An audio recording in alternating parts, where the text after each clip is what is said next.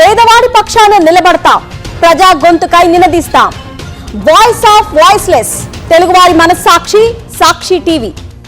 సాక్షి TV ప్రసారాల కోసం మీ స్థానిక cable ఆపరేటర్ను వెంటనే సంప్రదించండి. 2 లక్షల రూపాయలు పెట్టి కొత్త ఆటో కొనుక్కునే ఓ వ్యక్తి ఆ డీలర్కు ఆటో కొనేందుకు ₹1,00,000 లంచం ఇస్తారా? హైదరాబాద్లో ప్రస్తుతం ఇలాంటి దందాకు తరలిచ్చింది. ఈ వ్యాపారం ద్వారా ఏకంగా 40 కోట్ల రూపాయల దోపిడీకి తరలిచ్చింది. ఆటో కొనడమేంటి, లంచం ఇవ్వడమేంటి అనుకుంటున్నారు కదా? Watch the story. లిమిట్ దాటిపోవడంతో హైదరాబాద్ నగరంలో కొత్త ఆటోలకు రిజిస్ట్రేషన్ ప్రక్రియను కొన్నేళ్ల కిందట ప్రభుత్వం ఆపేసింది. అయితే నగరంలో పెరిగిన జనాభా, వాళ్ల ప్రయాణ అవసరాలను దృష్టిలో ఉంచుకుని కాంగ్రెస్ ప్రభుత్వం నగరంలో ఓ 40,000 కొత్త ఆటోలకు అనుమతి ఇచ్చింది. ఈ ఆటోలు పర్యావరణానికి హాని కలిగించకుండా చూసే క్రమంలో ఎలక్ట్రిక్, ఎల్పీజీ, సిఎన్జి ఆటోలు మాత్రమే కొనేలా ఒక నిబంధన విధించింది. 20,000 ఎలక్ట్రిక్ ఆటోలు, 10,000 సిఎన్జి వాహనాలు, మరో 10,000 ఎల్పీజీతో నడిచే వాహనాలు మాత్రమే కొనుగోళ్లు చేయాలని స్పష్టమైన విధానం రూపొందించింది. ఈ క్రమంలో రవాణా శాఖ ఓ నిబంధన తెర మీదకి తెచ్చింది. నగరంలో ఆటో నడుపుకోవాలని అనుకునే ఎవరైనా సరే డైరెక్ట్గా షోరూంకు వెళ్లి ఆటో కొనుక్కునేందుకు వీల్లేదు.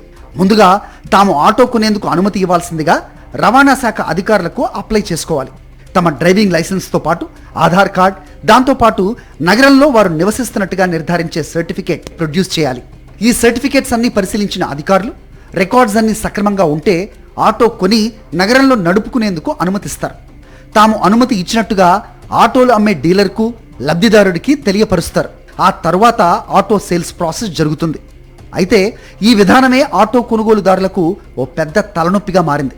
కొంతమంది ఆటో కొనుగోలుకు అప్లై చేసి నెలలు గడుస్తున్నా, రికార్డ్స్ అన్ని సక్రమంగా ఉన్నా రవాణా శాఖ నుంచి వారికి పర్మిషన్ అన్నది వచ్చింది లేదు. మరికొంతమందికి హైదరాబాద్లోనే ఓటు హక్కు ఉన్నా సరే రెసిడెన్స్ సర్టిఫికేట్ మస్ట్ అంటూ రవాణా శాఖ చెబుతోందని ఆటో కార్మికులు అంటున్నారు. అది మాకు చాలా ఇబ్బంది అవుతుంది. అది ఎప్పుడో చేసినామో ఇప్పటిదాకా దాని టోకన్ కూడా రాలే. అది లాక్ బంద్ చేసిర్రు, అసలు నాకు ఇప్పటిదాకా రాలే.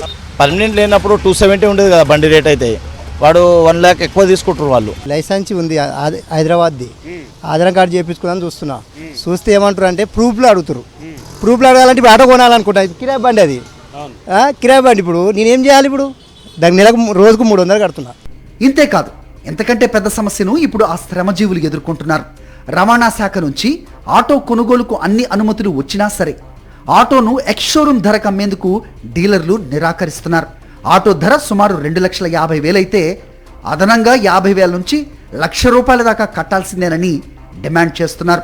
అదనపు సొమ్ము చెల్లించినా సరే ఆటో అసలు ధరకే రసీదులు ఇస్తున్నారన్నది కొనుగోలుదారుల ఆరోపణ. బండి కొనుక్కుంటే కష్టం ఆడు మాకు. ఇప్పుడు బండి ఆడే ఉన్నట్టు కూడా బండి ఇస్తారు ఆల్రెడీ. ఇప్పుడు 40,000 50,000 కావాలంటే బండి కావాలంటే ఒక బండికి మరి కమిషన్ తీసుకుంటారు కదా సార్. ఇప్పుడు ఇల్లు ఇప్పుడు ఎక్కువ వాళ్ళే ఎక్కువ తీసుకుంటారు అమౌంట్. ఇప్పుడు మా దగ్గర నుంచి ఇప్పుడు డైరెక్ట్ పోయినామంటే కూడా క్యాన్సిల్ చేస్తారు. నేమ్ పట్టలేదు, ఆధార్ కార్డు కట్టలేదు అని క్యాన్సిల్ చేస్తారు. గత కొన్నేళ్లుగా కొత్త ఆటోలు కొనుగోలుకు అనుమతి లేక రోజువారీ అద్దెలు కడుతూ ఆటోలు నడుపుకుంటున్న వారు అప్పో సొప్పో చేసి ఆటోలు కొనుక్కుందాం అనుకుంటే కొందరు డీలర్లు, ఇటు ఫైనాన్షియర్లు కుమ్మక్కై తమను దోచుకునే పనిలో పడ్డారని ఈ బడుగు జీవులు వాపోతున్నారు. పర్యావరణ కాలుష్యాన్ని నిరోధించటం, ప్రజల ప్రయాణ అవసరాలను తీర్చటం, ఉపాధిని పెంచటం అన్న 3 ప్రయోజనాలను ఆశించి ప్రభుత్వం కొత్త ఆటోలకు అనుమతిస్తే కృత్రిమ కొరత సృష్టించి బ్లాక్లో అమ్మకాలకు తెరలేపిన డీలర్లు, ఫైనాన్షియర్ల అవినీతితో పేదవారి మీద పెద్ద ఎత్తున అదనపు భారం పడుతోంది. ఈ దందాను అడ్డుకునే దిశగా అధికారులు తక్షణమే చర్యలు తీసుకోవాలని కొనుగోలుదారులు వేడుకుంటున్నారు.